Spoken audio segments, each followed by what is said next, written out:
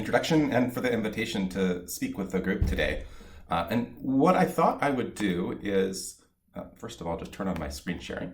What I thought I'd do is to provide kind of a high-level overview describing different patterns for sharing data, because the way I see it, the work that we've done with Smart on FHIR and the OAuth specifications really fall into this kind of broader category of ways to give individuals the ability to share certain kinds of health data or certain subsets of their health data with others when they choose. And so I intentionally am going to start off with a pretty high-level presentation. We'll get into just a few of the sort of policy details around OAuth, and probably not a lot of the technical details. But I'll also include links to decks and presentations that do go into that detail, and we'll have plenty of time, I think, for questions and comments throughout the presentation. And so if folks want to dig into more technical detail during this hour, we absolutely can and should. A couple of housekeeping notes just from the title slide. The link in the upper right corner to bit.ly/ONC-OAuth is just a link to this deck that I'm showing now. So if folks want to follow along or review it later, that is a resource for you. And then that's my Twitter handle at Josh C. Mandel if folks want to reach out afterwards. So with that, let me jump in and just talk a little bit about paradigms for sharing. And I'm going to start here outside of the healthcare world, but just more broadly in the business or consumer web. How do I think about, at least, ways that individuals can take data that they've got some access to and share it with others? And I want to provide kind of a framework for thinking about this so you can have a better appreciation of where a technology like OAuth fits into this framework, but also because OAuth is not any kind of magical solution in this space. There's different criteria that you might want to optimize for depending on the circumstances or the user experiences that you want to enable.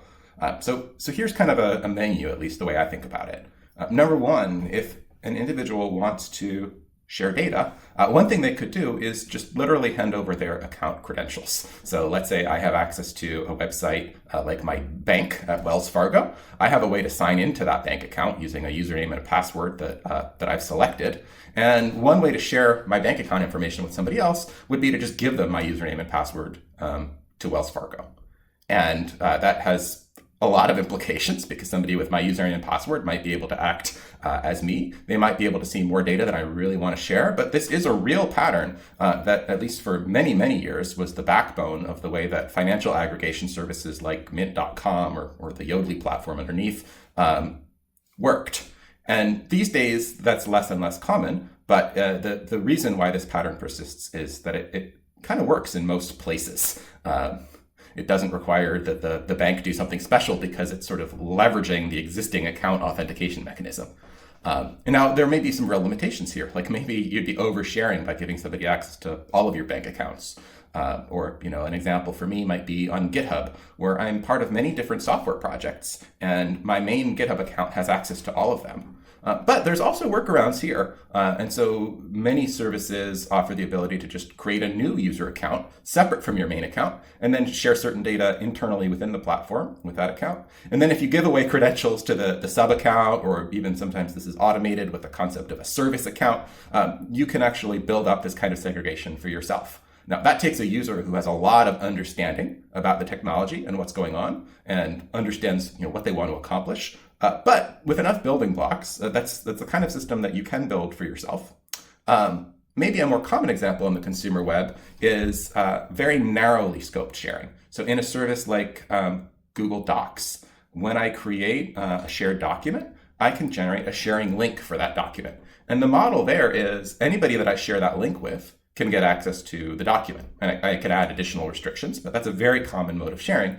And the great thing about that is users kind of understand that one link is associated with one document, or maybe one folder of documents, and they can control and manage that sharing by choosing whom to share the link with. And the link is kind of, I would say it's an opaque link, meaning it has long random strings of characters in it. So you couldn't just guess it. The only way to get it really would be to have somebody share it with you. So that's another very common mode of sharing. Another one would be to particularly for APIs and developer-facing services, to generate what's sometimes called an access token or a personal access token within a service. So, for example, within GitHub, there's a function that lets you generate a personal access token that you can configure into different apps and services that need to act on your behalf.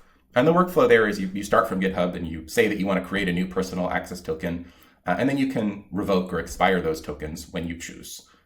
So that's a workflow that's pretty popular or pretty common for developer-facing access, particularly for things that don't need to make it out to millions of consumers on the web to navigate, but the users are pretty highly motivated and understand the system well. I would be remiss if I didn't talk about what's maybe one of the most common sharing patterns, especially for healthcare data, which is to extract data from a source system and send it somewhere. So you could think of the fax as an example of this. Maybe I print out a clinical summary from a patient portal account and I send it via fax to a new healthcare provider where I want to get a second opinion across town. That would be one example of this pattern, but there are many other examples. And maybe one that I would highlight here would be the Smart Health Cards project, which has really taken off in the context of COVID-19 credentials. This is a Smart Health .cards is the sort of main landing page for this, but this is an open standards-based way to share your COVID-19 vaccination or lab test results embedded in a QR code. And so the sharing model here is that QR is an extract of a relevant small sliver of your health record. And if you allow someone to scan that QR, they'll be able to learn your name and your birth date and information about the doses of a vaccine that you received. Basically the same data set that's included in a CDC paper card. So it's interesting for me to think about that technology as well as a fax machine as examples of this pattern that I would label as kind of extract and transmit. And importantly, the user is sort of on the hook here for figuring out how to transmit it. You've got to decide who to share that QR code with or where to send your fax. And then the last paradigm on the list here is OAuth, which is a pretty familiar user experience for anybody who has connected an app to some kind of social media service or other kind of back-end data service, including healthcare. And this is a really widely adopted paradigm across the consumer web. Implementations from Facebook and Google and Twitter and Microsoft, GitHub, implementations from banks, and of course from healthcare providers as part of ONC's certification program in the current round. And I think about all of these as having a place in the data sharing world, particularly for health data. And some of the key questions to think about when you're evaluating what's the right paradigm for a given use case is, first of all, who gets to decide what set of data is going to be shared? How does the workflow happen? So who starts this workflow? Are there places where users can get stuck or lost or confused while they're in the middle of the workflow? And when you finally get data to arrive on the other side, are those data computable, or are they more like a picture or an image? And all of those things can be important considerations when you're choosing a paradigm for sharing. So what I have here is a list of kind of desirable properties for a sharing system. Of course, you want to share access. That's the core goal. But what else do you want to accomplish while you're sharing access? So ideally, you would provide access not just to screen scraping or photographs, but you provide access to some kind of computable data. And ideally, you do that through APIs. And the concept of an API here is really just to say, is there a contract where somebody is promising you what format the data are going to take, and then responsible for maintaining that contract over time? Because the alternative is developers have to keep up with changes in the data formatting. These kinds of screen scraping techniques are very effective, but very brittle, and they can really cost a lot to maintain. So APIs are really desirable in this space. Another desirable property is that as a user, you should be able to keep control of your own user account. You shouldn't have to share your password with anybody just in order to share data with them. And you should be able to use whatever kind of multi-factor authentication you prefer. And this is kind of a subtle point, but for folks who are paying close attention, this paradigm of password sharing only really works in the case where you don't have two-factor auth turned on. If you expect to be able to share your data by sharing your password, then it's important that there not be a second factor. And so the persistence of these kinds of systems that rely on password sharing can really undermine the adoption of multi-factor auth because they're not really compatible. So that's another important point. And then ideally, whatever solution you use when you want to share data, could support some kind of a linear flow of steps where you could guide a user from one step to the next so they don't get lost or forget where they are in the flow or in that process. And that's a place where OAuth particularly shines. Of course, you want to give the user some ability to choose what they want to share and what they don't want to share. And you want the user to understand who they're sharing the data with, so that they've got sort of a complete concept of what is this transaction that they're going to approve before they approve it. And you want a way to review after the fact as well to figure out what kinds of data access are currently turned on from your account. You want some ability to adjust those things. Maybe if you've been using an app for a long time and you've developed some trust in that app and it offers to track a new kind of data for you, maybe you want to be able to expand the data set that the app can see. Or maybe you realize you're not using an app very often and you still want to give it access to a small slice of your record, but you don't want it to see everything anymore. You should be able to make those adjustments over time. And of course, to revoke access entirely with the flip of a switch. So those are some of the desirable properties that any sharing system might have. And they, for me, provide kind of a good canvas for evaluating some of these workflows. So what I thought I would do is give you a very brief kind of live demo of what an OAuth flow looks and feels like. And so this is sort of half a mock-up in this slide deck and half a real production EHR that is my own personal health record from my healthcare provider here in Madison, Wisconsin. So I'll show you potentially some of my own personally identifiable or even protected health information on the screen. And that's something I'm comfortable doing. I actually have these data published openly on a GitHub repository as a resource for software developers, but just a disclaimer there. But here's the basic flow. My rounded rectangle here represents a mobile phone screen. And let's say I'm running an app on this mobile phone that's called the Personal Data Fetcher, which is basically a fictional app. Although I did build this app in real life and I just use it for my own account. So it's not quite fictional so much as very small and limited scope, only works for me. So I'm running this app on my phone and I want to connect this app to one or more of my healthcare providers. And the way that the app learns what healthcare providers exist out there in the world is kind of an interesting and deep question that gets into provider directories and network and plan discovery. But for the moment, I'm going to leave that out of scope. I'm going to say maybe the app has a list of all the FHIR API endpoints that exist. Maybe they got it from a tool like Lantern, which is MITRE's open source tool that ONC has sponsored to provide FHIR endpoint discovery. And maybe the phone app even uses something like my geolocation to suggest providers that offer a FHIR API and are also near me in physical space. So maybe this is a list of providers in the Madison, Wisconsin area. And I see my own provider on this list. Let's say I have my health records at Unity Point. So I'm going to say, yes, I want to proceed and connect to Unity Point. And so this is really where the OAuth workflow kicks off with this, I'll call it an authorization link. And I call it that because it's a web link. It's going to take me to a web page that's hosted by my healthcare provider at Unity Point. And I'll say this is their live production system. It is an Epic-based EHR. So I'm going to show you these examples in Epic's portal for the simple reason that this is where my actual health records live. So this is the FHIR API that I have access to today. But any certified EHR that's following the ONC 2015 Cures Rule update will need to offer a similar kind of experience. So the branding and the user interface and the particular wording will change from provider to provider, from vendor to vendor, but the basic kind of workflow here will be stable. And so the idea is I clicked on this link to authorize access.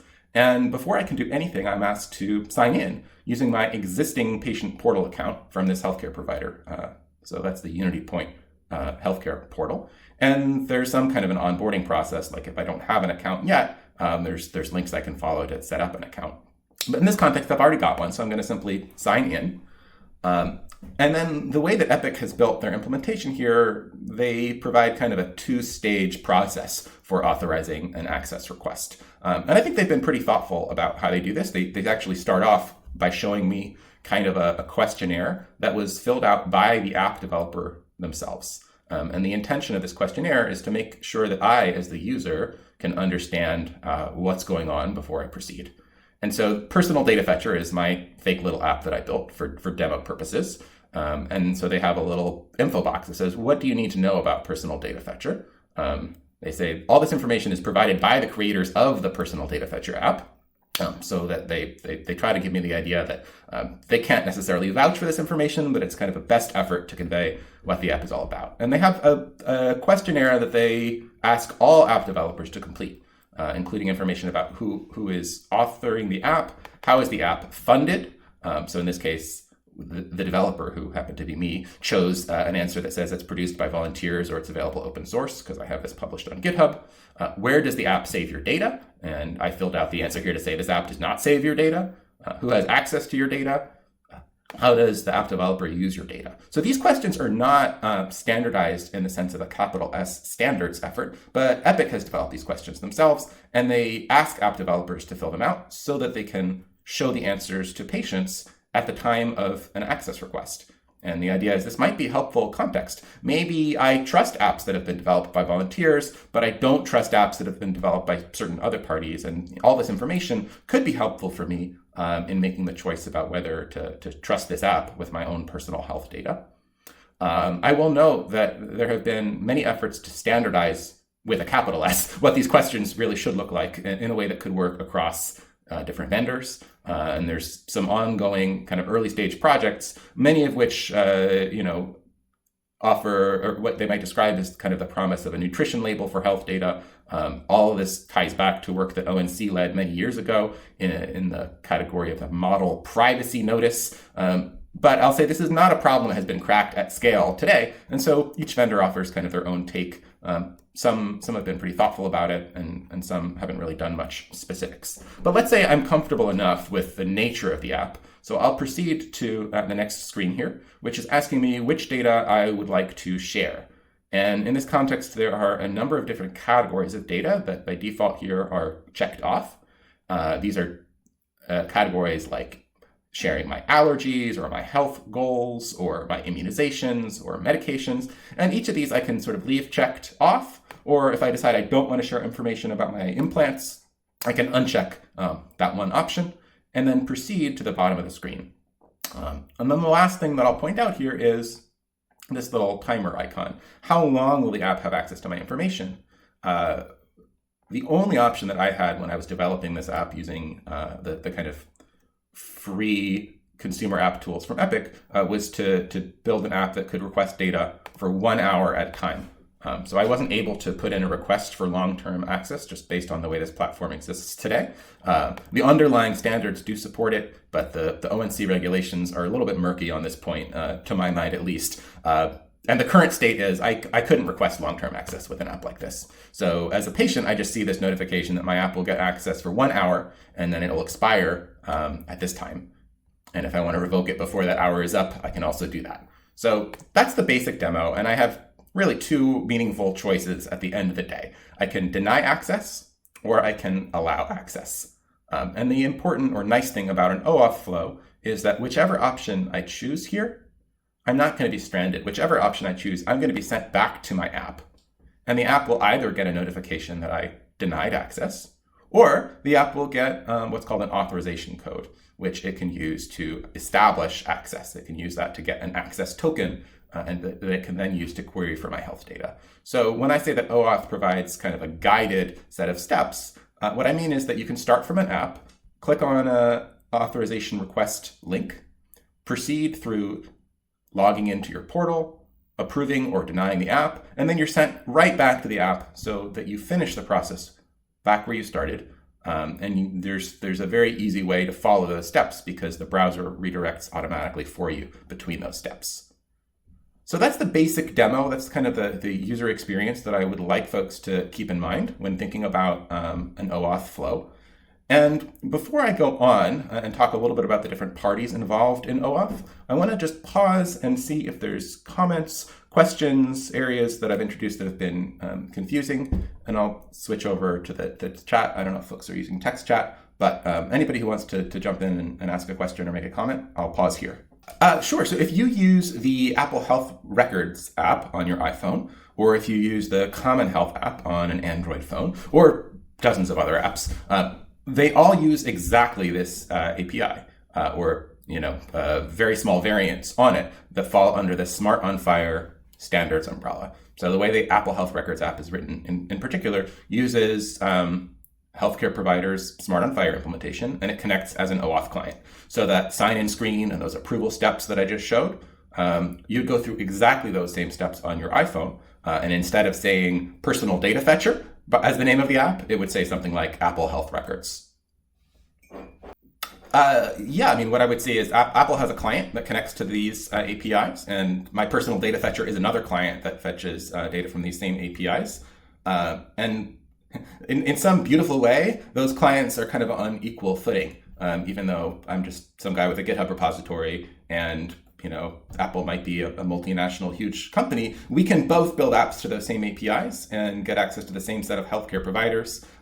Users might have a good reason to trust Apple over me and my random open source app. But the apps actually effectively play by the same rules when they connect to these APIs. Other questions or comments? This is not my work. What I'm showing you is a patient portal that Epic has built. It's called MyChart, available to hundreds of millions of patients around the US. I happen to have my local healthcare provider that uses this EHR system, which is why I'm showing it in this demo. But every electronic health record vendor will have some version of this kind of experience by the time they are compliant with ONC's 2015 Cures update process. And at the end of the day, these categories, the categories that are requested tie back to the categories in the US core data for interoperability. And so there should be a pretty direct correspondence between these. I'll talk a little bit more about that correspondence when we get into the discussion of what OAuth calls scopes. So I'll put a pin in that one. We'll come back to it. All right, let me go forward then and talk a little bit abstractly about the different parties involved in an OAuth flow like this. And so if you think about it from let's say, from the perspective of who are the different roles or parties involved in this OAuth flow, I would say there's three main roles. One is the provider, which is to say some combination of electronic health record software. In this example, that was the Epic FHIR API, together with the healthcare provider that is running that software. So in this example, that was UnityPoint, which is a local healthcare provider here in Madison. So that healthcare provider together with their FHIR server, that's one role, which I'm calling the provider role here. Then there's the app. So in my example, it was the personal data fetcher, but to Jude's point, that could be Apple Health Records on an iPhone, or it could be Common Health on an Android phone. And those are examples of consumer-facing apps that help individual patients get access to their own records. But the app could also be a provider-facing app. So an example here would be a care management tool like Remedy, which is used in chronic disease management. Those kinds of entities represent apps. So that's the individual piece of software or the organization providing that piece of software that's going to request data. And then there's the user, which is to say somebody who is authorized to see those healthcare data, or someone who's authorized to access the underlying records, who is deciding to share that access or share a subset of that access with an app of their choice. And so that user in the example I showed was just me, kind of Josh, deciding to share my own health record. But in the context of an enterprise use case, like an app that's integrated into the EHR, so if we're talking about the Remedy app, it might be Dr. Mandel making the choice to share that data in the context of his work as a clinician. So users could encompass individuals in these different roles, whether it's a consumer getting their own records, or a clinician or a researcher sharing their access with an app that sits outside of the EHR. And so if there's three different parties here, there's a provider, an app, and a user. Think about arranging those in a triangle, which I didn't do for you on this slide, but you could imagine those on the vertices of a triangle. Then there's also three relationships, which would be the edges of those triangles. So there's a relationship that connects the app to the provider, a relationship that connects the provider to the user, and a relationship that connects the app to the user. And I'm belaboring this because I want to help folks think about how these relationships are formed and what they consist of. So that the app to provider relationship, you could think about this in general as a kind of business to business relationship. So most apps are developed by some kind of organization or business. And before they can connect to an API like this, they need to be registered with a healthcare provider. And so that process where the app developer goes and gets their app registered with that provider's FHIR implementation, with their authorization portal. That's kind of a business-to-business relationship. The app provider, the app developer might have to agree to certain terms and conditions. And of course, the cures rule sets limits on those terms and conditions, and they have to be kind of reasonable and non-discriminatory. But there is this sort of business-to-business relationship there. Now, the data provider and the user, that could be a business-to-consumer relationship. So in the example I showed you in my demo, the provider was a local healthcare institution, and the user was me as the patient. So that's kind of a classic B2C relationship. And before I can actually access my records there, I might need to be a patient at that facility. I might need to have gone through some onboarding process. We'll talk about that in a little more detail. Or in the context of a clinician-facing app, it could be an employment relationship. So if I'm running an app inside of the EHR at the hospital where I work, I might be doing that in the context of my job as an employee of that institution. So that provider-user relationship can be interesting depending on what kind of app we're talking about.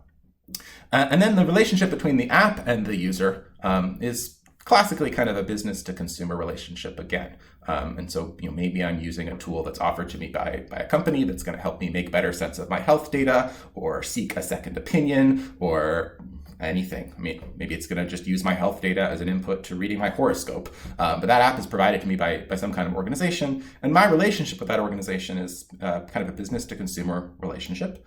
And I also want to highlight that it could be kind of anonymous. So they don't necessarily need to know who I am as an end user. I can share my data with an app that's running locally on my device without necessarily having to give up that information about myself to the app developer. So they might offer an app that really does partition things in a careful way in order to limit that kind of flow of information, depending on what they're offering me and depending on what this app is designed to do. And I want to dig into a couple of these relationships in more detail to think about how they form.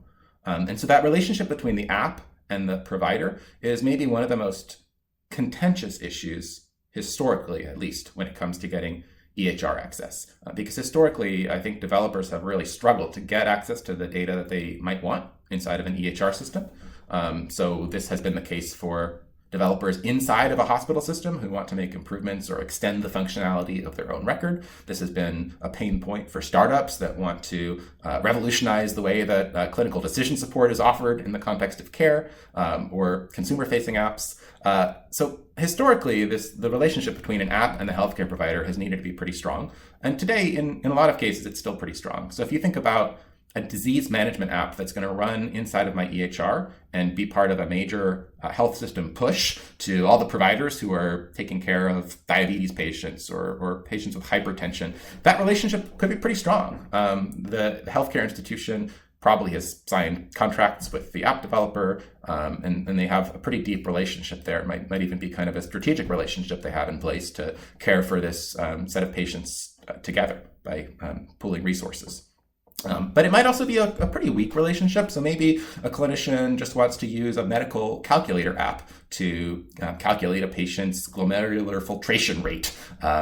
And the relationship between that app and the hospital system might be extremely weak or tenuous, but it's just sort of a useful tool that the clinician might choose to connect because it's got good functionality. The same way they might use a standalone calculator or even a little pocket-sized book with formulas or calculations.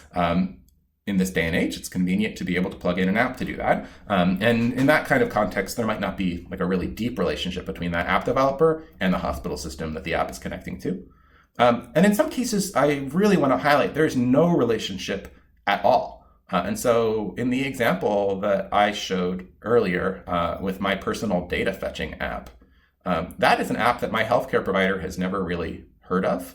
If I went and saw my doctor next week and mentioned that app to her, she wouldn't know what I was talking about. But the beautiful thing is I can still approve that app to connect to my health records. As long as the patient is happy with it, the provider doesn't really need to know about or approve the app in any sense. And that's extremely powerful because it really gives patients the choice about where and how they want to make these connections, even if the provider doesn't particularly care or isn't paying attention, or even if they might not even like it. So maybe as a consumer, I want to share my data with a new healthcare provider across town that might be a competitor with the current practice where my primary care doctor works. But it's really not up to them. It's up to me to figure out where and how I want to share those data.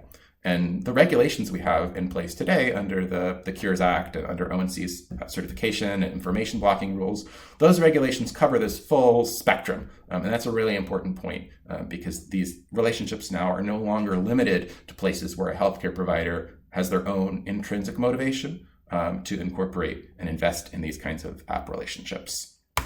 And then the other relationship I wanted to tease apart a little bit is the relationship between the healthcare provider and the user.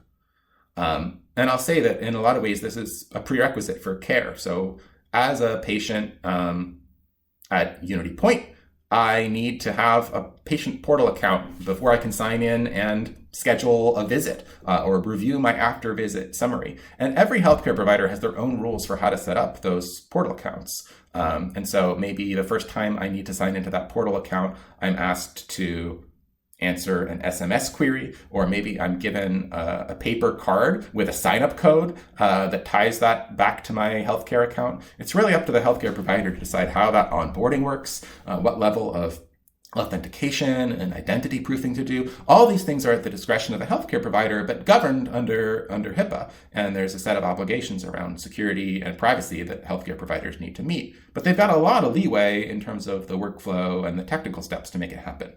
And I'll say this is a blessing and a curse. The blessing is that every healthcare provider actually has figured out a way to make this work. And everybody's got a process for onboarding patients into a portal and managing account setup and managing what happens when a user forgets their password and so on. And that's really a great thing because if I have accounts in 5 different places, I'm not stuck. I can actually go through this process at each place and get access. But the curse or the downside of this is that it might be a lot of work to connect one app to my health records if they're spread across 5 different provider systems. I might need to go through a very similar process 5 times in a row. And that's a process that doesn't scale well. Maybe I forget my password because I have 5 different passwords, or maybe I'm reusing my password, which is poor security hygiene. There's a lot of friction and pain for consumers in that prospect of having to manage these relationships with each provider independently and go through those same steps. And so there's a lot of interest in techniques that could help scale that better, but those have also been pretty challenging to get commitment and rollout for. And we'll talk about that in a little bit more detail towards the end. So that's all I want to say about relationships for now, and then I want to switch gears and talk about a few of the nuts and bolts in the OAuth flow itself. And the main thing I wanted to emphasize here is what OAuth calls scopes, which you might think of as specific permissions. In other words, anytime an app wants to make a data access request, it's going to provide a list of scopes saying, here's the scopes of access that I want. Here's the specific permissions I'm requesting from the end user.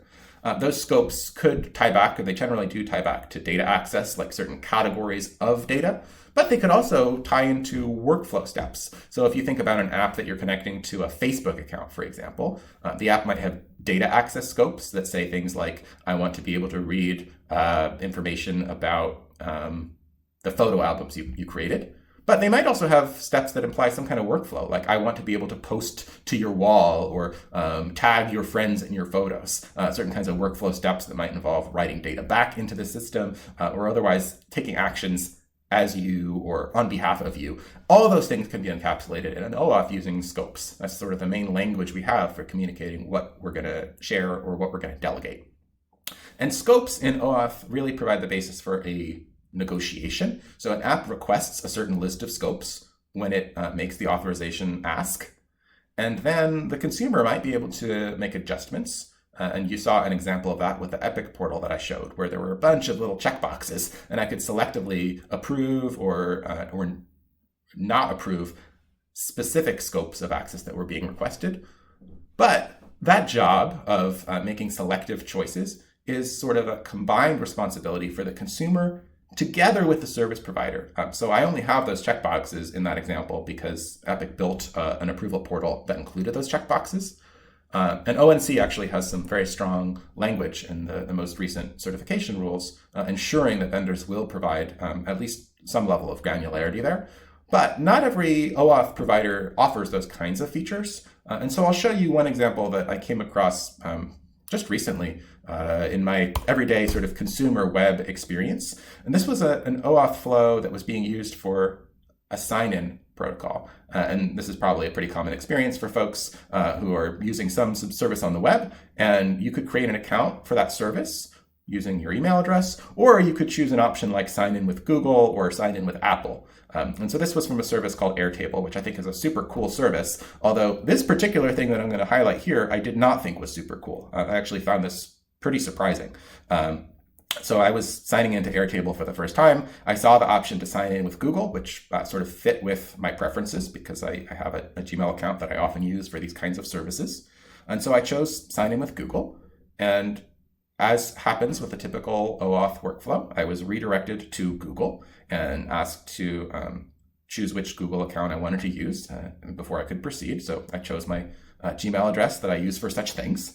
And after I chose that Gmail address, I was presented with what looked a lot like the common OAuth approval flow that says, do you want to allow this sign-in to proceed? And I almost just blindly clicked the allow button, but something caused me to pause for a millisecond. And I realized that right here in the middle of the screen was this note that says, this will allow Airtable to see and download your contacts. And I clicked this little info button here for more details, and it said, the app wants to see and make a copy of your Google contacts, which might include names, phone numbers, addresses, and other information about the people you know. And this was deeply surprising to me because I thought I was just signing into the app.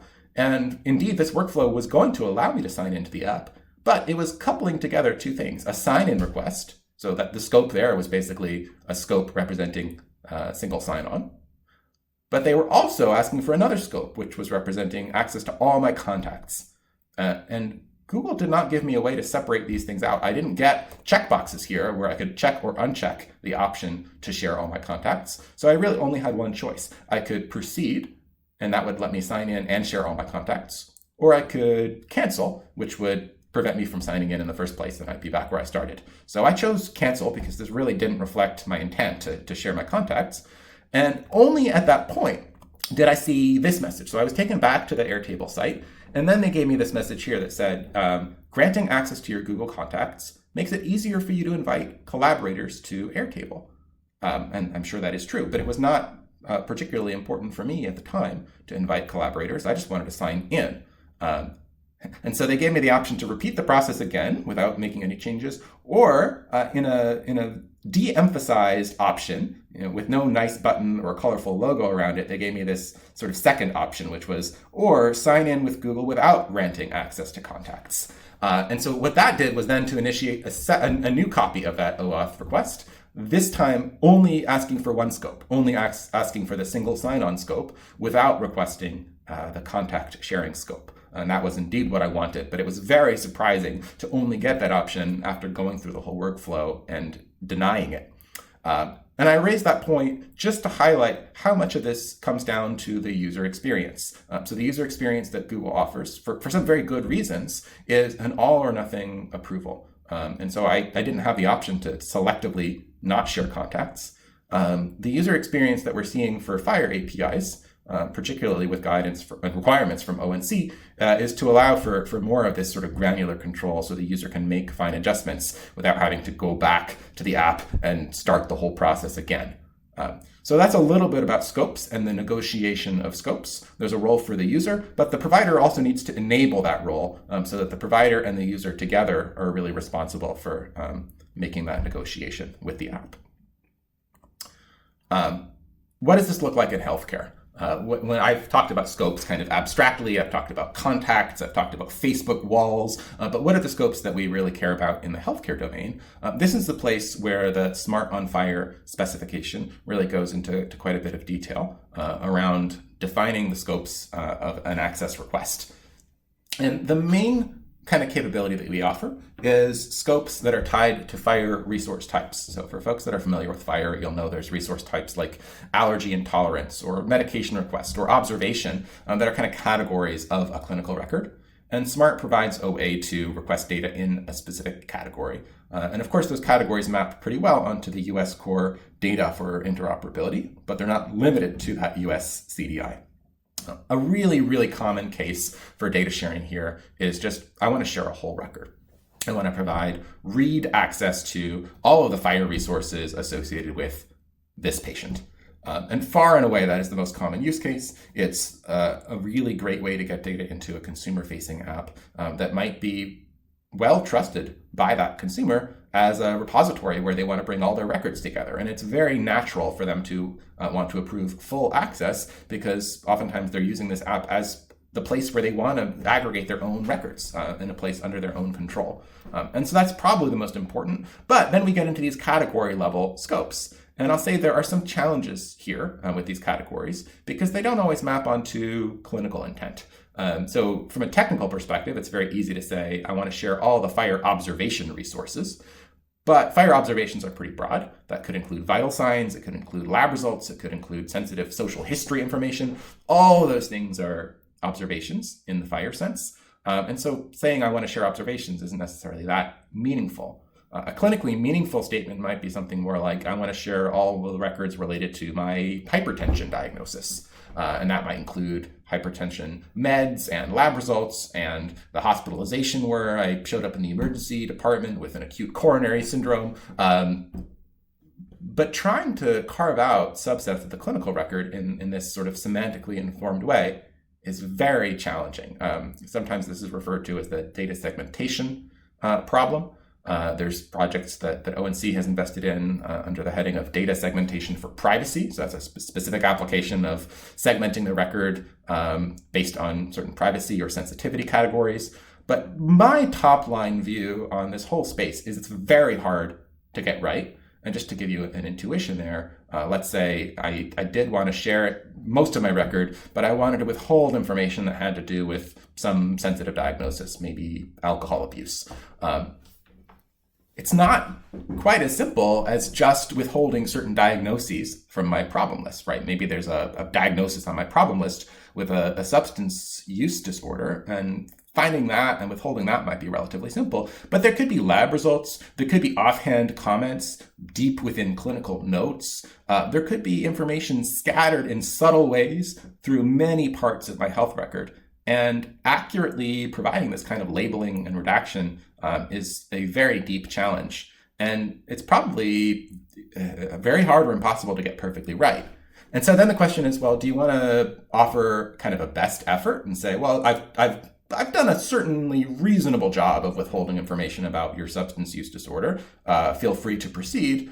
Or is it better to just say, we can't make guarantees here, but you've got a set of options in these coarser grained categories? Those are some of the challenges when it comes to actually communicating scopes of access in a way that's meaningful to patients, but also technically feasible. But the main point I want to make here is just that the basic set of scopes associated with the US core data for interoperability, those are part of the current requirements, the 2015 edition Cures update from ONC. And so EHRs need to provide this kind of access and support for those kinds of scopes by the end of the next calendar year, the end of 2022. And of course, some vendors have delivered this already, and others are well underway. I want to make just a few comments about security here, which is really just to say that security is hard and it requires attention to detail and planning, and it requires actively asking the question, what could I be doing wrong? What are the places where I could be making a mistake in my implementation? What might a motivated attacker try in ways that could be surprising, or that might use my services in a fashion that I didn't intend? And there's a number of kind of common places where an OAuth workflow in particular can break down. So there are places where you might be able to confuse a user about an app's identity. So maybe I register an app called, Apple Health Records, but with 2 S's at the end. How do you prevent a user from being confused and think they're sharing their data with the real Apple Health Records when really they're sharing it with a malicious party? So that's an example of that kind of confusion. Similarly, it's sometimes possible to confuse an app about who the user is. It can be possible to steal credentials or access tokens from an app or from a user. Every step of the process also has a threat model or an attack model associated with it. And the only point I really want to make here is the developers need to be acutely aware of these and acutely aware of the BCPs, the best current practices in this space. And this is something where the Internet Engineering Task Force, IETF, maintains an ongoing sort of evergreen set of these security considerations and best current practices in OAuth. These have been updated 18 times since the first draft was created. The current draft looks like it just expired 10 days ago, and I expect there will be another one coming online pretty soon. But these documents are invaluable for developers who really care about building secured services. And there are sort of roll-ups of the key lessons from these documents in security and testing tools. And there's also software libraries that help developers do these things right. And it's incredibly important to take advantage of those libraries and tools and take this very seriously, because as with any implementation of a health data system or a health data sharing system, the whole point of the system is to share health data. So some of the threat is that health data might be exposed in ways you didn't intend, and that's something developers need to take into account really carefully. I won't go through a detailed tour, but I just wanted to show folks the Smart App Launch specification. And this is really where we've standardized a set of OAuth-based workflows working with HL7. This goes back maybe 6 years or so, 6 or 7 years at this point.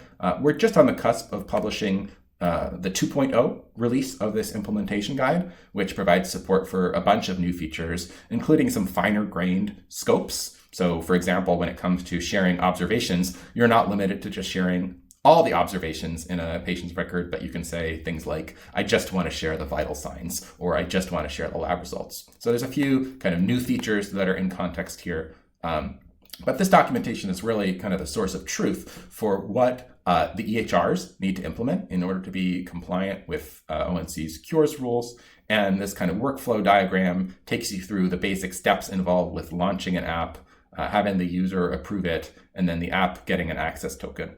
So I won't go through the details of it, but I just wanted to point out that this technical documentation exists. And this is the documentation on which the testing frameworks are built for the EHR certification program.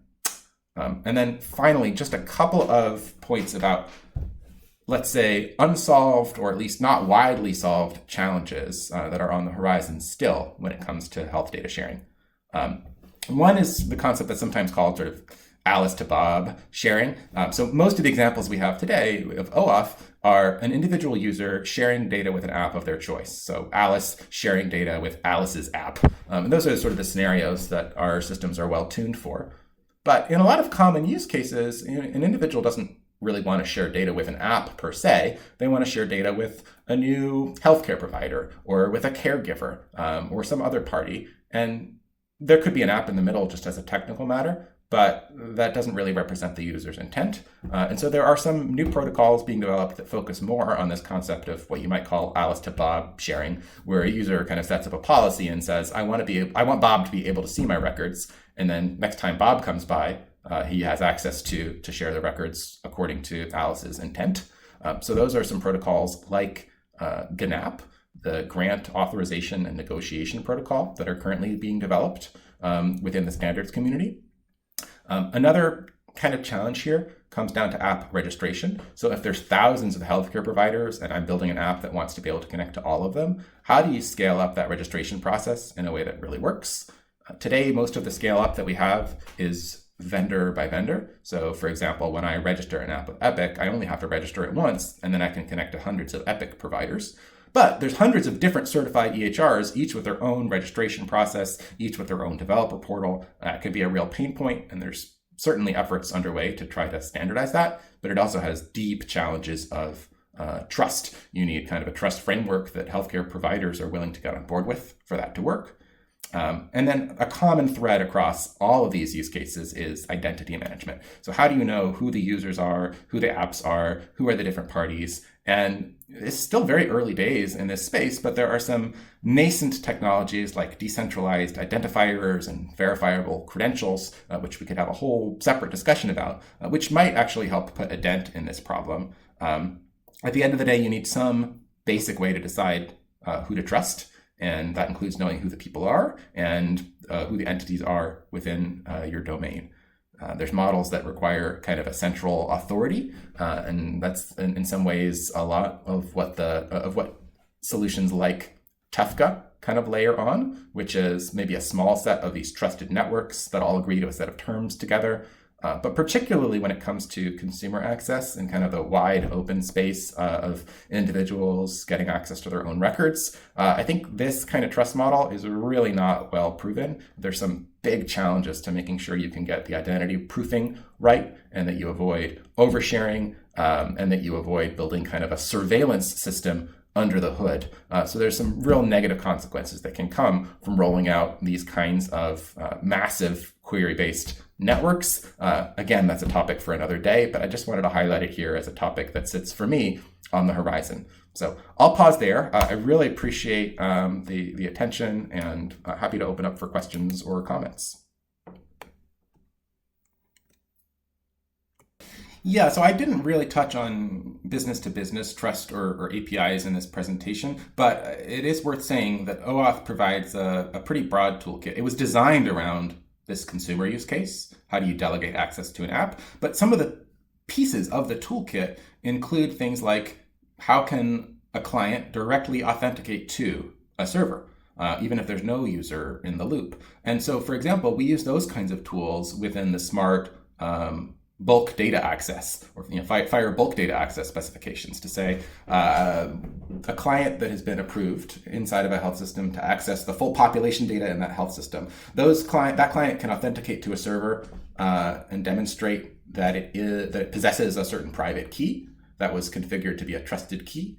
And then once the client does that, it can get an access token. So OAuth also provides the basis for those kinds of business-to-business exchanges.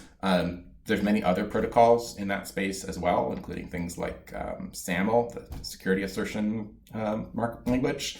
But OAuth tends to be pretty widely used in the context of newer deployments, and it's a good set of tools.